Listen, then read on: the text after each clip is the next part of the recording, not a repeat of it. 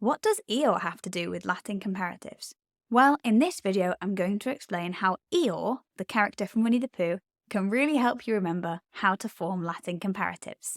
Now, comparatives are adjectives, and the question people ask me is, why do we need adjectives at all? Well, they make things interesting. I could say, the food was good, much like this fairly terribly drawn piece of pizza.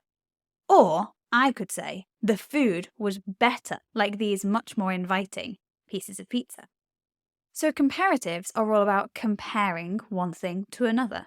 In English, we have words like bigger, worse, happier, sadder, stupider, cleverer, thinner, wider. They all have to do with the idea of more big than something else, more thin, more stupid, more sad. In Latin, the words look like this: maior, angustior, peior, calidior, tristior, latior, stultior, laetior. So once again, my question, what does Eeyore have to do with this? Well, Eeyore is like Eeyore on the end of all of my words. I never said it was a good link. Anyway, Eeyore, the character, sounds exactly like the ending of a comparative adjective. He is also sadder than the other characters, so this is a really good way to remember what a comparative is and what the ending looks like. Comparatives are third declension adjectives, so Eeyore in the nominative singular and Eoris in the genitive singular, and that's if you're talking about a masculine or a feminine noun. Now, because they're adjectives, they have to agree with the noun they're describing in case and number. So they can change to nominative, accusative, genitive, dative, and ablative, and they can be singular and plural. Because it's an adjective, it also has to match the gender of the noun that it is describing.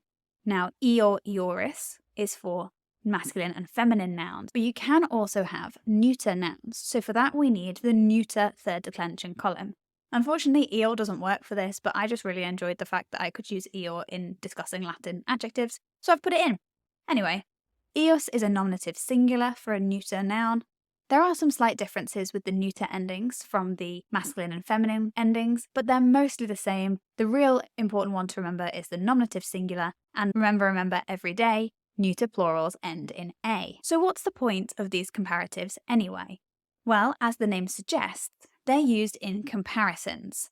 A really common way to use a comparison in Latin is to use a comparative plus the word quam. And quam in Latin means various things, but in this case it means than.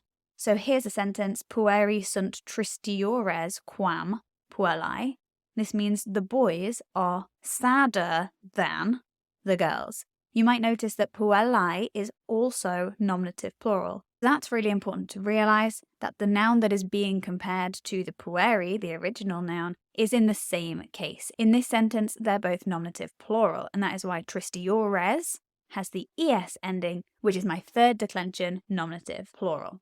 So as long as you remember that Eeyore is sadder than the other characters, you will recognise most comparative adjectives. Again, you have to also remember Eos for the neuter, but hopefully Eeyore will really help you to knock out most of those. You do need to know your Latin third declension endings, so if you're not sure about those, go and download my free noun endings guide from the link in the description below.